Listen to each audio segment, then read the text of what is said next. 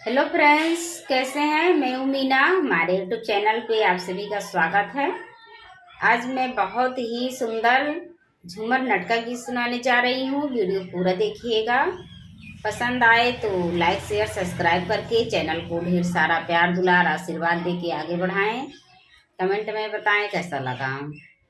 बताए जाहे सखिया अपन डगरिया, बताए जाहे सखिया अपन डगरिया, कौने दिशा में है तोहरा नैहर, कौने दिशा में है तोहरा नैहर, कौने दिशा में ससुररिया, बताए जाहे सखिया अपन डगरिया, बताए जाहे सखिया अपन डगरिया, पूरब दिशा में है हमारा नैहर, पूरब दिशा में है हमारा नैहर, पश्चिम दिशा में ससुररिया, बताए जाहे सखिया अपन डगरिया,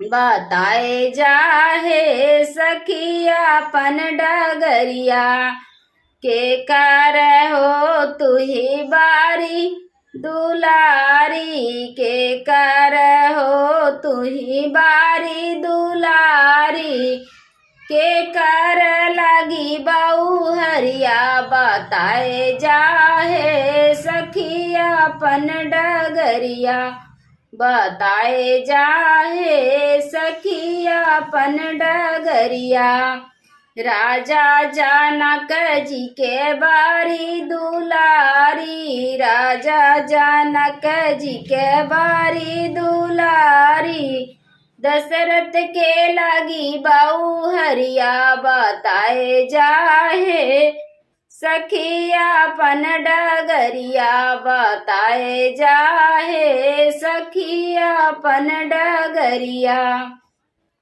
के कर हयो तुही बारी बियहिया, के कर हयो तुही बारी बियहिया, के कर लगा भौजैया, बताए जाहे सखिया अपन डगरिया, बताए जाहे सखिया अपन डगरिया, रामा के हई हम बारी बियहिया, रामा के हई हम बारी बियहिया, लक्ष्मण के लागी भौजैया, बताए जाहे सखिया अपन डगरिया, बताए जाहे सखिया अपन डगरिया।